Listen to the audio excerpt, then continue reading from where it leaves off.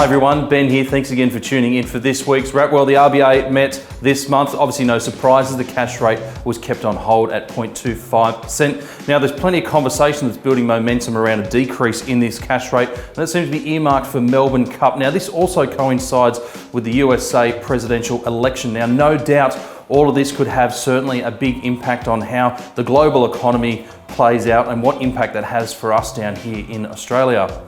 Now, another conversation that is building momentum is the Treasurer is discussing potentially relaxing some of the lending criteria through the banks. Now, we saw the contraction that this actually had to the property sector during the Royal Commission, but the goal here is to put the onus back on the borrowers and try and change the practice which was traditionally set out that the lenders needed to beware.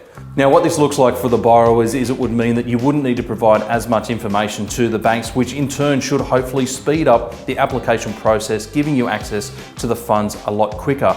Now, the CanStar research came out and they isolated that this could be up to about $70,000 in more borrowing power for the purchasers. But with all of this said, this would be great for the property space, but there has been a number of red flags raised throughout a number of economists saying that this might not actually be the way to go whilst we're trying to dig ourselves out of a recession.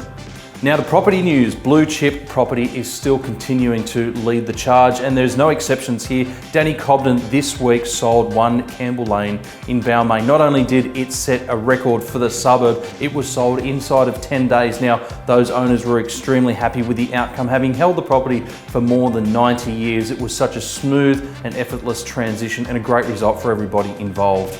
Now, out on the street, we're not starting to see that solid injection of spring rush. Now, there's plenty of buyers out there in the marketplace and we're getting plenty of injections of new properties into the market, albeit fairly slow. It almost seems like the new properties coming onto the market are beginning to flatline. Now, SQM research did come out stating that they've seen an increase in available homes to the market of about 1.8% last month. And whilst this is an increase, if we compare this to other spring months, those numbers certainly don't seem as big or as flourishing as what we would traditionally expect to see for this time of the year.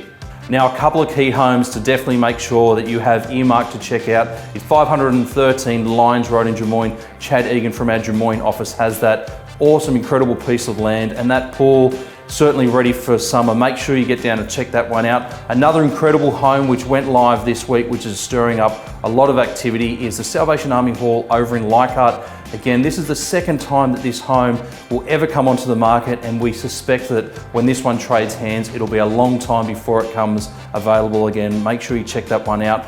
Coming up this weekend, we've got an array of incredible homes going up for auction and due to change ownerships. One in particular is 10 Hancock Street in Rozelle. This is the old tramway substation. Peter Gordon's been handling this one. Certainly one to look out for, but we've got all of them listed on our website. That's it for me. Thanks again for tuning in. We look forward to seeing you out and about.